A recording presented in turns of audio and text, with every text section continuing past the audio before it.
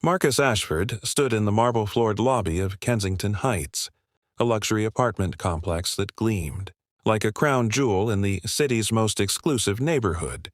His worn leather jacket seemed out of place among the polished surfaces and expensive art installations, but he didn't care. He was here because of Eliana, the woman who had turned his ordinary life into something extraordinary. 3 months ago, Marcus had been a struggling personal trainer at a mid-tier gym, barely making rent on his studio apartment. His life was predictable, monotonous, and utterly forgettable. Then Eliana Rothschild walked into his life during a chance encounter at a coffee shop. She spilled her vanilla latte on his shirt, and instead of apologizing with the usual distant politeness, she sat down and talked to him for 3 hours. She was brilliant, kind, and different from anyone he'd ever met. Within weeks, they were inseparable. What made everything complicated was her family's reaction. The Rothschilds were old money, the kind of wealth that came with expectations, social circles, and an iron-fisted patriarch named Harrison Rothschild. When Eliana brought Marcus to the family estate for dinner, the atmosphere turned arctic. Harrison had looked Marcus up and down with the kind of disdain usually reserved for insects, while Eliana's mother made passive-aggressive comments about his interesting career choice. But the real bombshell came from Eliana's uncle Casper. Casper Rothschild was a venture capitalist worth nearly $2 billion. He was the kind of man who made decisions that affected thousands of lives, who bought and sold companies like other people bought shoes. One evening, he called Marcus to his private study and made him an offer that seemed designed to test his very soul. $500,000, Casper had said, sliding a check across his mahogany desk. Walk away from my niece and it's yours, tax-free, no strings attached. Marcus remembered staring at that check for what felt like an eternity. $500,000. He could buy a condo.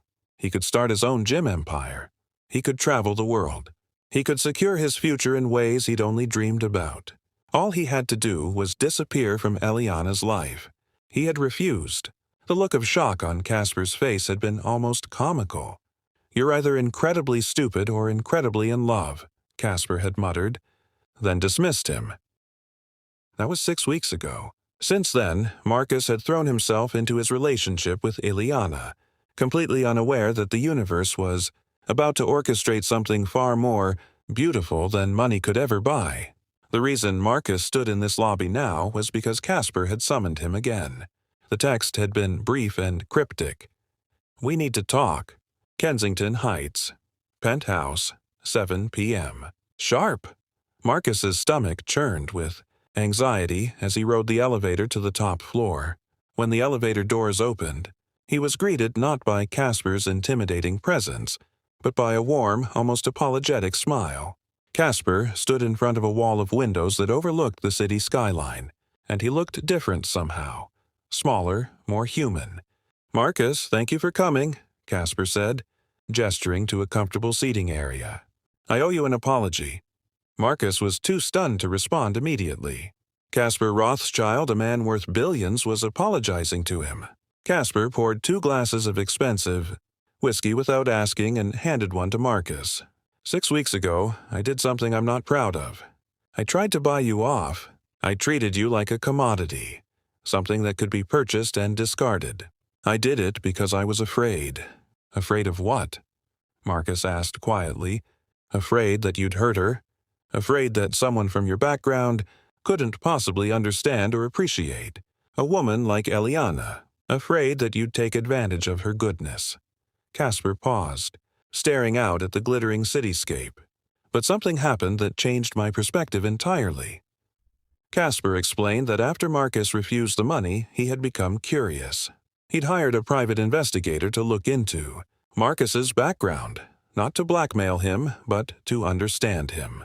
What he discovered was a man of extraordinary character. The investigator had found letters Marcus had written to his estranged father, letters filled with forgiveness and hope despite years of abandonment. They discovered that Marcus anonymously donated half his gym trainer salary to a youth center in his old neighborhood, providing free fitness training to kids who couldn't afford it. They found thank you notes from single mothers he'd helped, elderly people he'd assisted, people whose lives he'd quietly touched with kindness. "You're the kind of man I've been looking for my entire life to lead my charitable foundation," Casper continued. "Not someone who chases money, but someone who chases meaning. Someone who understands that true wealth isn't measured in dollars, but in the impact you have on others." Marcus felt tears forming as Casper placed a formal business proposal on the table in front of him. It wasn't another check to disappear. It was an offer to become the director of the Rothschild Foundation, with a substantial salary, complete autonomy to shape its mission, and the resources to change lives on a scale he'd never imagined possible. "I'm offering you this because you refused my first offer," Casper said, his voice thick with emotion. "Because you chose love and integrity over money. Because you're exactly the kind of person the world needs more of." Marcus looked at the proposal, then at Casper, and realized something profound. In his initial refusal, he hadn't just chosen Eliana. He'd chosen himself. He'd chosen to be the kind of man who couldn't be bought, and the universe had rewarded that choice in ways he could never have anticipated. The next evening, Marcus told Eliana everything. She cried, not tears of shock, but tears of pride and love. Her uncle's transformation had become a turning point for their entire family. Harrison Rothschild, witnessing his brother's change of heart, began to soften his stance. Eliana's mother started treating Marcus with genuine warmth rather than condescension. But more than that, Marcus understood a fundamental truth about life. The moment he had refused Casper's initial offer, he wasn't refusing money, he was affirming his own worth. He was declaring that he was not for sale, that his integrity had value beyond any financial transaction. And in that single moment of refusal, he had set in motion a chain of events that would transform not just his life, but the lives of countless others through his work with the foundation. The universe, it seemed, had a way of rewarding those brave enough to choose what's right over what's easy. Marcus Ashford, the struggling trainer from the wrong side of town, had become someone far more valuable than any billionaire. He had become a man of unshakable character, and that made all the difference. I hope this story made you cry. If this story touched your heart, so like and subscribe. Thank for watching this video.